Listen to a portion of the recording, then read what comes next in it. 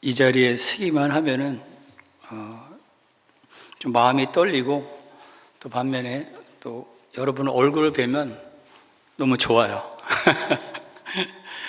제가 평소에 좀 잘 웃는 편인데 여기 올라오면 더 얼굴에 미소가 지어지더라고요.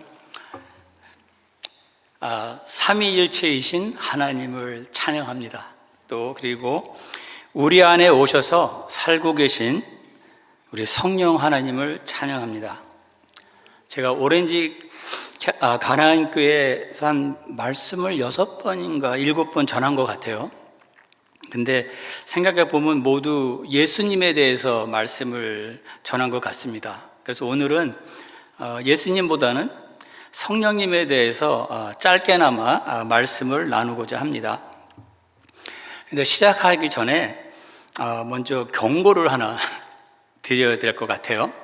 어쩌면 오늘 말씀은 여러분께 많이 부담이 될 수 있는, 어쩌면 그런 말씀이 될 수 있을 것 같기도 해요. 그래서 제가 부탁드리는 거는 마음문을 열어주시고 혹시 부담이 된다 할지라도 저와 함께 성령님과 또 우리가 무슨 깊은 관계가 있는지 좀 더 좀 이렇게 깊게 생각하고 고민하는 시간을 갖기를 원합니다. 그래서 오늘의 말씀의 핵심은 성령님이 왜 오셨는가 라는 주제로 말씀을 드리기를 원하는데, 근데 그 전에 먼저 삼위일체 하나님에 대해서 성경 말씀을 잠깐 볼까 합니다. 하나 살짝 보고, 이 삼위일체라는 그 개념이 좀 어렵지 않습니까? 그래서 많은 이제 오해들이 있는 것 같아서 오해 중에 그 하나를 잠깐 보고 그 다음에 오늘 본문 핵심은 성령님이 왜 오셨는가를 보기를 원합니다. 그러면 시작하기 전에 한번 따라해 보실까요? 우리의 하나님은 삼위일체의 하나님이십니다. 뒤에 못이 박혔죠? 우리가 믿는 하나님은 삼위일체의 하나님이라는 이 진리의 말씀은 여기 나오신 분들은 아마 참으로 많이 들어서 귀에 못이 박힐 정도로 들으셔서 너무나 잘 알고 있는 진리의 말씀입니다. 그런데 누가 여러분한테 와가지고 그것을 어떻게 확신할 수 있습니까? 아니면 한번 증명해 보세요, 증명할 수 있습니까? 라고 하면 어떻게 답하시겠어요? 우리 목사님이 그러는데 사실 나도 잘 몰라. 근데 우리 목사님이 그러는데 그렇게 믿어야 된대. 하나님은 삼위일체의 하나님이라는 것을 믿지 않으면 안 된대. 그래서 그냥 믿는 거야 라고 하면은 안 되겠죠. 그러면 우리는 하나님의 삼위일체라는 이 사실을 어떻게 증명해 볼 수 있을까요? 그것은 내가 직접 말씀을 통해 확인해 보는 방법밖에는 없습니다. 그래서 우리가 말씀을 읽고 조금이라도 아주 기초 성경 공부를 하는 게 너무나 중요하다고 생각합니다. 그래서 기초적인 성경 공부나 삼위일체 같은 거는 이 기독교의 핵심입니다. 삼위일체를 모르고서는 하나님을 깊게 알 수가 없기 때문에 I advise you, 성경 읽고 또 깊게 공부하시기를 원합니다. 왜 이 말씀을 갑자기 생각이 났냐 하면은 요새 미국에는 이런 교단이 있어요. Oneness Pentecostal Denomination이라고 그래가지고 오순절 교단인데 하나님의 일체됨을 너무 강조하다 보니까 삼위일체를 혼동하는 교단이 있습니다. 또 그 교단 안에 아주 유명한 목사님이 계세요. 흑인 목사님이신데 그분의 성함은 T.D. 제익스라고 TV에나 크리스천 방송에 굉장히 많이 나오시는 분이에요. 근데 한국 분들이 처음에 보면은 좀 의아스럽긴 하겠지만 굉장히 좀 요란합니다. 근데 그분이 설교하는 걸 들어보면 이 커뮤니케이션 스킬이 엄청나요. 그 교회도 엄청 클 뿐만 아니라 설교도 참 잘하세요. 그런데 그 교단하고 이 T.D. 제익스의 문제는 뭐냐면 삼위일체, 이 기독교의 핵심인 이 삼위일체를 잘못 이해하고 해석을 했습니다. 그분의 말을 잘 들어보고 또 그 원네스 펜테코스트의 교단의 말을 잘 들어보면 우리의 하나님은 삼위일체가 아니고 일인일체 아니면 일인 삼역의 하나님을 가리키고 있습니다. 자, 설명을 드릴게요. 무슨 말인지.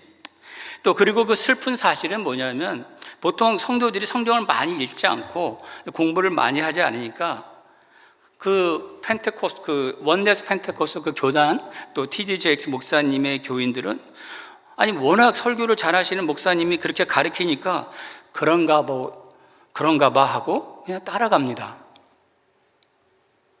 참으로 안타깝다고 저는 생각이 들어요. 왜냐하면 조금만 성경을 읽고 조금만 시간을 투자해서 성경 공부했더라면 이 가르침이 아주 잘못된 가르침이고 어떻게 봐서는 이단적인 가르침이라는 걸 바로 알 수 있는데 성경을 많이 읽지 않냐고 공부를 하지 않다 보니까 그냥 워낙 훌륭하다고 생각하는 목사님이 이렇게 말을 하니까 많은 사람들이 거기에 빠져들었습니다. 크리스천 기독교 방송이나 TV 방송이나 라디오를 들으면 이분의 설교들이 많이 나옵니다. 그래서 이 교단하고 이분이 가리키는 것은 뭐냐면 하나님 오직 한 분이시다. 근데 그분이 세 가지의 역할을 그냥 수행하는 것 뿐이다. 무슨 말이냐면 똑같은 하나님이 똑같은 한 분인데 그 한 분이 집에 있으면은 아버지, 이런 들어보셨죠? 이런 비유를. 집에 있으면 아버지, 또 직장에 가면은 과장님, 또 교회에 오면은 집사님처럼 사실 하나님은 한 분인데 그냥 세 가지의 역할만 하는 것이다. 근데 이것이 지금 어필링 하는 게 있습니다. 왜냐하면 삼위일체로 생각하다 보면 머리가 아프거든요. 이해가 안 돼요, 잘. 근데 이렇게 간단하게 설명을 해주면 너무 쉽잖아요. 근데 문제는 This is wrong. This is incorrect. 잘못된 것이란 말이죠. 그럴싸하지만 이단적인 가르침이란 거예요. 근데 만약에 여기 계신 분 중에 이 말을 듣고 That sounds good. 맞는 것 같다고 생각하시는 분이 계시다면 저는 시간상 더 이상 이거에 대해서 말씀을 드리지 않겠지만 제발 목사님들 찾아가 가지고 제대로 좀 배우세요. 큰일 납니다. 아멘? 여기는 그런 분은 없을 거라고 제가 알고 믿습니다. 그래서 우리가 반드시 알아야 할 것은 성경의 하나님은 1인 1체가 아니고 1인 3역이 아니고 성경에서 말하는 하나님은 삼위일체의 하나님입니다. 근데 아까 제가 그랬죠. 누가 어떻게 증명할 수 있습니까? 라고 하면 어떻게 하겠어요? 우리는 성경으로밖에 갈 수 없죠. 성경에 있으면 믿는 거고 없으면 안 믿는 거예요. 그런데 다행히 마태복음에 보게 되면 삼위일체를 명백하게 증명해 주는 사건이 기록이 되어 있습니다. 한번 찾아볼까요? 마태복음 3장 16절, 17절을 보겠습니다.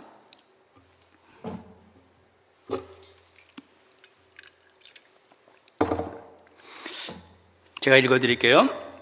예수께서 세례를 받으시고 곧 물에서 올라오실새 하늘이 열리고 하나님의 성령이 비둘기같이 내려 자기 위에 임하시는 것을 보시더니 하늘로서 소리가 있어 말씀하시되 이는 내 사랑하는 아들이요 내 기뻐하는 자라 하시니라. 예수님께서 공생애를 시작하시기 전에 침례 요한한테 침례를 받는 장면이 나오고 있습니다. 그런데 여기 이 장면을 잘 보면 삼위일체가 그대로 드러나 있습니다. 한번 잘 볼까요? 예수님께서 침례를 받으실 때 삼위일체, 삼위 세 분이 동시에 나타나십니다. 한 분이 나타났다가 나중에 또 다른 분이 오고 그런 것이 아니라 예수님이 침례 받을 때 동시에 세 분이 등장하십니다. 첫째 예수님이죠. 물에 들어가서 침례를 받고 나오시는데 어떠한 일이 있습니까? 예수님은 땅 위에 계시죠? 물에서 지금 나와 계십니다. 그럴 때 하늘에서 누가 내려오십니까? 성령이 내려오시죠. 동시에 지금 두 분이 계시는 거예요. 근데 삼위일체를 정확하게 보여주기 위해서 거기서 끝나는 것이 아니라 또 하늘에서 어떠한 소리가 납니까? 하나님 아버지께서 말씀하시기를 예수는 이는 내가 사랑하는 아들이요 내가 기뻐하는 자라 하시니라. 보세요.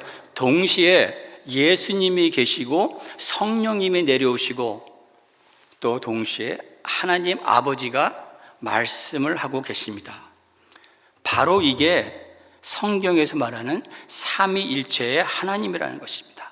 바로 이것을 이 장면을 통해서 가르쳐 주고 있는 것입니다. 삼위일체란 한 하나님이 세 분으로서 따로 개인으로서 동시에 존재하실 뿐만 아니라 동시에 서로 교제를 갖는다는 것이죠. 이게 성경에서 말하는 삼위일체의 하나님이라는 것입니다. 근데 만약에 1인 1체 아니면 1인 3역, 아까 그 말한 그 오픈네스 펜테코스트 디나미네이션 말하는 것처럼 그게 맞다면 동시에 세 분이 같이 있을 수가 없죠. 근데 동시에 세 분이 계십니다. 삼위일체라는 것이죠.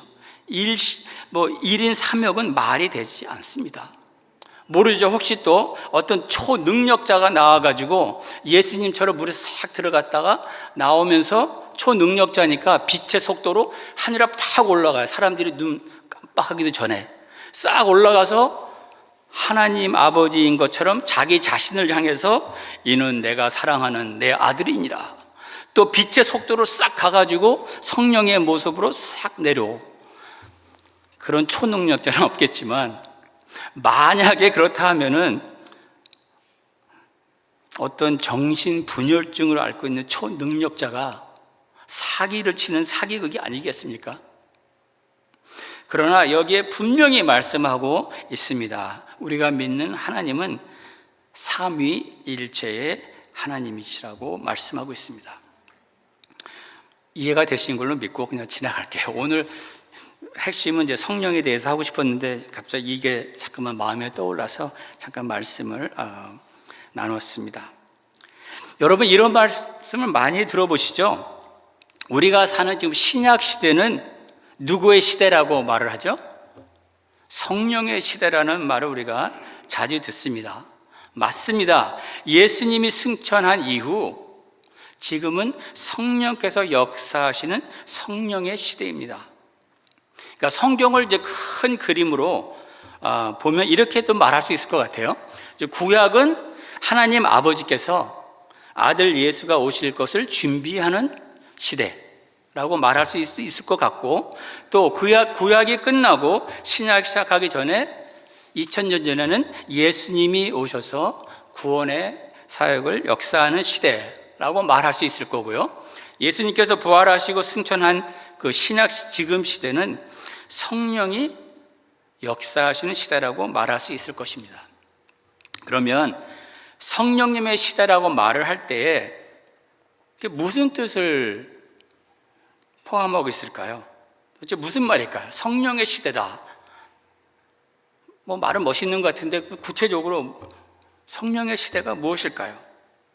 그 말은 지금 성령님께서 그냥 놀러 오셔가지고 그냥 우리에게 찬양만 받으러 오신 것이 아니라 성령께서는 어떤 뚜렷한 사명을 가지고 어떤 목적을 가지고 지금 이 세상으로 오셨다는 것입니다. 그래서 지금 이 시간도 성령님께서는 엄청난 일을 계획하시고 우리 안에서 일하고 계시다는 것입니다. 그러면 질문을 한 번 더 드릴게요. 성령님께서는 무엇을 계획하시고 지금 무슨 일을 하고 계실까요? 다 아는 내용입니다. 그러나 성경 말씀을 통해서 한번 또 구체적으로 찾아볼게요. 요한복음 15장 26절을 한번 보겠습니다. 요한복음 15장 26절에 이런 말씀이 나옵니다.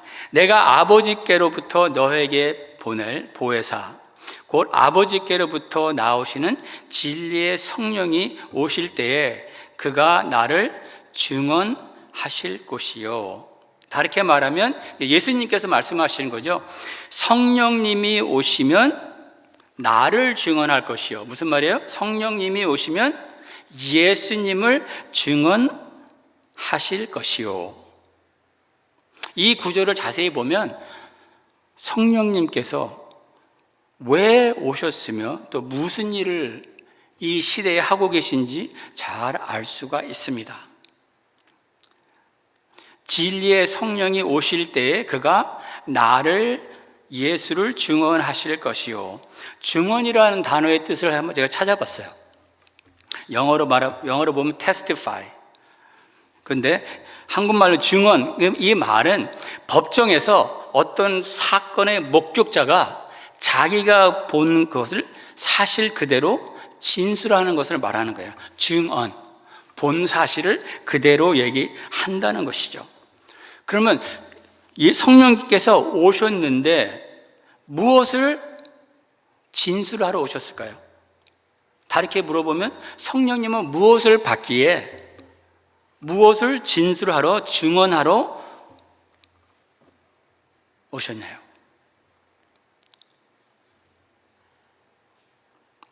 성령님이 직접적으로 개입해서 체험도 하시고 목격하신 것은 죄 없는 하나님의 아들 예수 그리스도가 이 세상에 오셔서 죄인들을 위해서 몸을 갈기갈기 찢고 십자가에 못 박혀 죽으시고 부활하신 그 사건을 목격하셨고 그 사실을 증언하기 위해서 이 세상에, 아니 우리 안에 오셨다는 것입니다.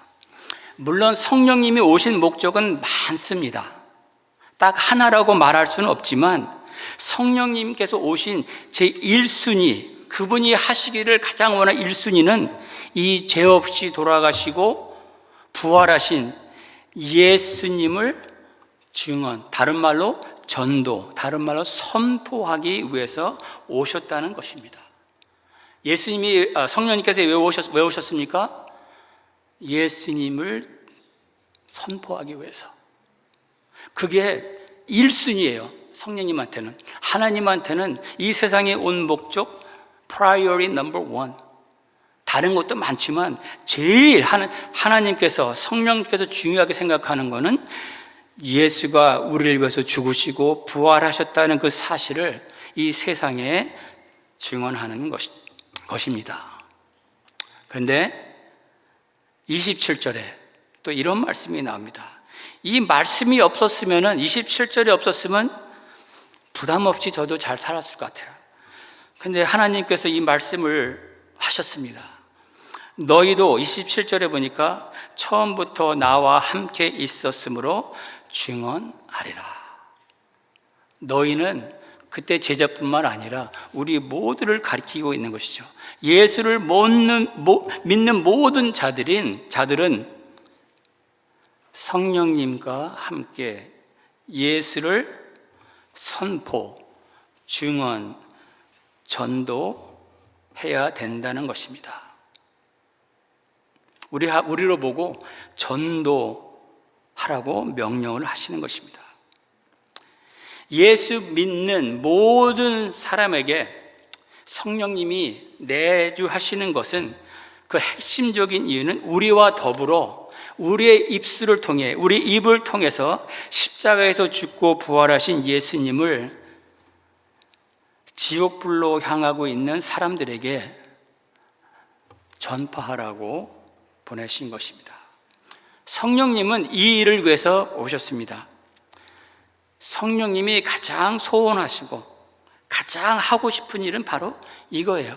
우리의 입술을 비롯해서 예수가 다시 살아나셨다는 그 말씀을 이 세상에 선포하기를 원한다는 것입니다. 어떻게? 우리 입술을 통해서. 어떤 면에서는요, 이 세상을 구원하는 것은 우리의 입술에 달렸다고 말을 하는 것, 과언이 아닐 수 있어요. 성령께서는 하나님께 전지전능하셔서 본인이 직접 할 수 있지만, 하나님께서는 오직 성령을 통해서 우리의 입술을 통해서 예수를 증거하기를 원하신다는 것입니다. 그러한 막중한 책임이 우리에게 있다는 것이에요. 아까 제가 시작할 때 그런 말씀을 드렸죠. 좀 부담이 될 수는 있지만 이것이 진리입니다. 이것을 가지고 우리가 씨름을 해야 되는 것이에요. 우리 사도행전 1장 3절을 한번 보겠습니다. 1장 3절, 4절, 또 8절을 보겠습니다. 3절에 보니까 사도와 함께 모이사 그들에게 분부하여 이르시되 예루살렘을 떠나지 말고 내게서 들은 바 아버지께서 약속하신 것을 기다리라. 예수님께서 부활하시고 40일 동안 제자들과 같이 시간을 보내신 다음에 이제 승천하시는 것이죠. 40일 보내시고 승천하시면서 마지막 분부가 뭐냐 하면 너희들은 기다려라. 뭐를 기다려? 성령을 기다려라. 그렇죠?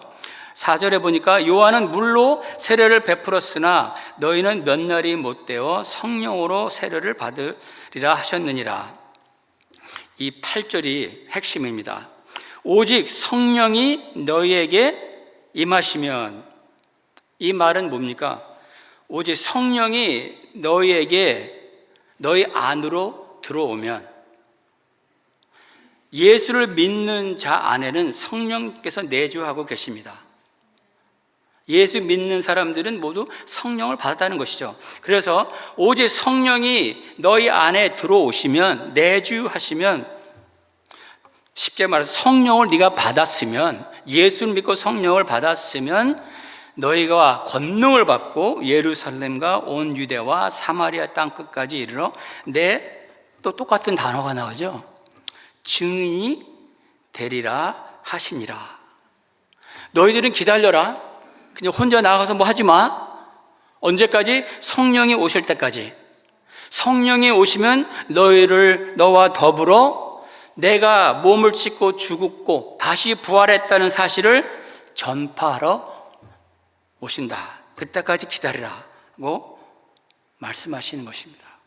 그래서 성령 받은 자의, 그러니까 예수를 믿는 자, 성령을 받은 자의 특징은 뭘까요? 입을 벌려 전도하는 삶을 산다는 것이에요. 제가 어떤 예수 안 믿는 사람을 얘기하는 거 들었는데 예수쟁이들은 그렇게 말을 잘하냐고. 사실 근데 뭐 말을 잘하는 건 중요한 건 아니고 우리는 입을 벌려 예수를 증거해야 하는 사명감이 있다는 것이죠. 우리에게 주어진 가장 중요한 임무이며 책임이라는 것이죠. 근데 많은 사람들이 이렇게 오해하고 있는 것 같아요. 전도는 그냥 목사님이나 하시는 거고 아니면 전도사 아니면 장로님이 하는 거지 나는 아니야. 나는 안 해도 돼. 아니면 어떤 특별하게 전도 은사가 있는 분이 전도하는 거지 우리는 안 해도 된다고 오해하시는 분이 있는 것 같아요. 물론 맞습니다. 어떤 분들은 정말 전도의 은사가 있는 분들이 있어요. 남들을 접근하는 것도 쉽게 잘 하시고 또 쉽게 전도도 하시고 우리는 많이 힘들어 하잖아요. 그렇지만 여기에 말씀에 나온 거는 뭐라 그랬습니까? 성령을 받은 자, 다른 말을 말하면 예수를 믿은 자가 입을 벌려 누구나 예수를 믿은 자라면, 누구나 성령을 받은 자라면 그 전도하는, 선포하는, 증인하는 그것은 모든 믿는 자에게 있다는 것입니다. 내가 성령 받은 것을, 또 내 안에 성령님이 내주하고 계신 것을 어떻게 알 수 있을까요? 내가 성령 받은 가장 큰 증거는 바로 예수를 증거하고 싶은 마음이 내 마음 안에 있다는 거예요. 만약에 내 마음 안에 예수를 전하고 싶은 마음이 없다면 글쎄 저는 심각하게 생각합니다. 성령을 과연 받았을까? 다르게 말하면 과연 예수님을 믿었을까? 왜냐하면 성령이 임하자마자 성령을 받은 자의 모든 사람의 특징은 예수를 전하고 싶어요. 그게 성령이 임하신 증거라는 것이죠. 많은 사람들이 이렇게 생각하더라고요. 성령 받은 증거는 방언을 하는 게, 물론 그것도 말은 됩니다. 그러나 그거보다 더 큰 증거는 예수를 전도하고 싶은 거예요. 뭐 예배 때 막 눈물을 흘리고 막 그냥 헌금하고 싶고 다 좋은 뭐 증거입니다만은 더 확실한 증거는 내가 예수를 증거하고 싶은 마음이 생긴다는 거예요. 정말 내가 만약에 예수를 증거하고 싶은 마음이 없다면 과연 나는 성령을 받은 사람인가? 아니, 한 발짝을 더 나아가서 내가 정말 예수를 믿는 사람인가? 한 번 정도라도 심각하게 고민해보고 생각해 봐야 될 것이라고 생각합니다. 아까 말했죠? 성령 받은 자의 특징이 뭐예요? 예수 증거란 말이죠. 제 말은 정말 마음속으로는 전도하고 싶은데 부끄럽고 두려워서 힘들어하는 그런 건 말하는 거 아니에요. 근데 예수를 믿었다 하면서 성령을 받았다 하면서 믿지 않는 가족들을 볼 때, 믿지 않는 사촌, 친구, 직장 동료, 이웃을 볼 때 전도하고 싶은 마음이 별로 없어요. 그런 마음이 안 들어요. 관심도 없어. 만약에 그렇다 그러면 something is definitely wrong. 영적으로 정말 심각하게 한번 생각을 해 봐야 될 것이라고 생각합니다. 전도는 말이에요, 해도 되고 안 해도 되고 그런 것이 아닙니다. 이거는 주님의 지상 명령이죠. 죄송해요. 수요일 밤 추운 날씨에 오셔서 좀 훈훈하고 은혜스러운 마음의 평화와 기쁨을 드리는 말씀을 전해야 되는데 괜히 부담스러운 말씀을 전하는 것 같아서 참 죄송하기도 합니다. 이렇게 말하는 저도 성격상 남이 싫어하는 일, 또 남이 듣기 싫어하는 말을 정말 못합니다. 저도 예수 믿고 참 힘들었던 게 뭐냐면 이 전도하는 거예요. 전도는 하고 싶은데 해야는 하겠는데 너무 힘들어요. 그래서 이런 생각까지 한 적이 있어요. 처음 예수 믿었을 때. 예수님을 증거하라는 그 말씀, 요한복음 15장 27절 말씀만 없었어도, 사도행전에 그런 말씀만 없어도 내가 참 좋은 성도가 될 수 있었을 텐데, 참 좋은 예수님의 제자가 될 수 있었을 텐데 왜 전도를 해야 된다고 말씀하시는지 참 고민이 되더라고요. 그래서 제가 23살 때 교회에서 전도 폭발 프로그램을 하더라고요. 그래서 등록해서 또 팀으로 같이 또 움직이니까 뭐 생전 보지 못한 사람 집에 가서 전도도 해보고 그렇게 노력을 했어요. 그런데 지금도 쉽지는 않습니다. 그런데 예수를 믿은 자로서, 성령을 받은 자로서 그런 부담을 안 갖고 살 수는 없습니다. 정말 아예 내 마음에 그런 부담이 없고 관심조차도 별로 없다면 please, 영적으로 살아있고 영적으로 생명력이 넘치는 신자와 그렇지 않은 영적으로 침체된 성도의 차이는 그런 것 같아요. 나를 통해서 예수가 증거되고 있느냐 아니냐에 많이 달려 있는 것 같아요. 우리 개개인뿐만 아니라 교회도 마찬가지인 것 같아요. 영적으로 살아있는 교회하고 영적으로 침체된 교회의 차이도 마찬가지예요. 생명력이 넘치고 살아있는 교회는 반드시 이런 일이 일어납니다. 새로 구원받은 영혼들이 생겨나기 마련이에요. 어떻게? 저절로? 아니죠. 살아있는 성도가 나가서 전도를 했으니까. 만약에 말이에요, 우리가 정말 돌아온 탕자 얘기를 잘 아시죠? 못된 아들이 아버지가 돌아가시기 전에 재산을 다 반을 받아가지고 멀리 가서 탕자처럼 살다가 정말 돌아오는 그 얘기 다 아시죠? 근데 그 이야기의 핵심은 아버지죠. 아버지가 맨날 매일 무엇을 했죠? 비가 오나 정말 태풍이 부나 햇빛이 정말 쨍쨍 쬐나 그 언덕에 올라가서 멀리 하루 종일 무언가를 기다리고 있었죠. 누구입니까? 자기를 버리고 도망간 자기 아들을 기다리고 있었단 말이에요. 매일같이. 우리가 정말 그 탕자의 아버지, 하나님의 아버지의 마음을 안다면 우리도 내가 어떻게 하면 예수를 너무 힘이 들긴 하지만 예수를 전도할 수 있을까? 최소한 고민이라도 해봐야 되지 않을까 생각합니다. 생각해 보세요. 언젠가는 우리가 예수님 앞에 설 날이 오지 않겠습니까? 그렇게 오래 남은 것 같지는 않은데, 저희 부모님은 80 중반까지 사셨기 때문에 저도 길게 사면 20 몇 년?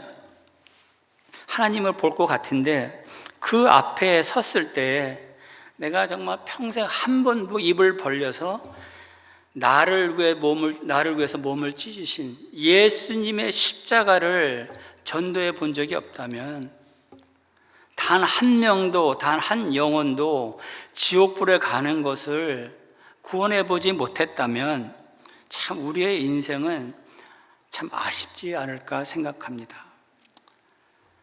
저도 알아요. 쉬운 얘기가 아니죠.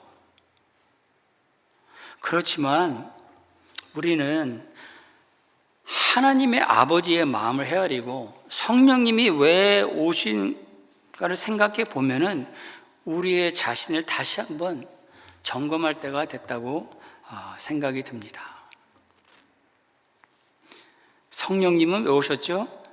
예수님을 증거하기 위해 오셨습니다. 성령님은 보편적으로 아주 특별한 케이스를 빼고는 성령님은 우리를 초월하여 전도하지 않습니다. 우리의 입술이 이 세상을 구원하는 도구이라는 것이죠. 그래서 성령님은 동역자를 찾습니다. 어떠한 동역자? 예수가 우리를 위해 죽으셨고 다시 살아나셨다라고 증거할 수 있는 동역자를 찾고 계십니다. 말을 잘하는 사람이 아니고 지식이 많은 사람이 아니고 단지 아버지의 마음을 알고 성령님이 그 애절한 마음을 알고 함께 동역하여 예수를 증거할 사람을 찾고 계시다는 것이죠. 근데 전도는 그렇게 어렵지 않습니다. 한번 해보세요. 그냥 우리가 다 아는 요한복음 3장 16절 있죠. 하나님이 세상을 이처럼 사랑하사 독생자를 주셨으니 이는 저를 믿는 자마다 그렇죠? 멸망하지 않고 이거를 가지고 친구한테 친구야, 하나님이 우리를 너무나 사랑해 주셔서 예수님을 보내서 십자가에 죽으셨대. 근데 그것만 믿으면 너 지옥에 안 간다. 영원히 우리가 하나님 앞에 천국에 갈 수 있다. 근데 우리가 전도 못하는 이유 중에 하나는 안 믿으면 어떡할까 봐 라는 생각 때문에 그럴 수도 있어요. 그거는 성령님의 책임이에요. 믿고 안 믿고는 하나님한테 맡기고 나의 책임은 그냥 간단하게 1분이라도 요한복음 3장 16절을 배경으로 친구야, 하나님이 널 정말 사랑한대. 그래서 그 아들 예수가 우선 너를 위해서 죽으셨대. 우리 한번 믿어볼래? 그게 전도예요. 그리고 나머지는 하나님한테 맡기면 되는 것입니다. 쉬운 일이 아닌 거 압니다. 그러나 우리가 정말 하나님을 사랑한다고 생각하고 또 예수를 믿는다고 생각하고 또 성령을 받았다고 생각한다면 성령이 왜 오셨는가를 다시 한번 생각하고 내가 막 할지 못할지라도 최소한 내 마음으로부터 이제부터 고민을 시작을 해봐야 되지 않을까 생각합니다. 아멘. 기도하겠습니다. 아버지 하나님 감사합니다. 우리를 위하여 죽으실 뿐만 아니라 또 성령님을 보내주셔서 예수가 다시 살아나셨다는 것을 이 세상에 선포할 수 있게 해주심을 감사합니다. 우리를 도와주시옵소서. 너무나 연약합니다. 그러나 예수님을 증거하고 싶습니다. 용기를 주십시오. 또 그리고 우리가 전도할 수 있는 영혼들을 만나게 하여 주시기를 원합니다. 우리가 짧게나마나 정말 내 사랑하는 식구들과 친척들과 친구들과 또 이웃들과 또 직장 동료들에게 짧게나마 하나님이 우리를 얼마나 사랑하시는지 말할 수 있도록 도와주시기를 원합니다. 감사하며 예수님의 이름으로 기도하였습니다. 아멘.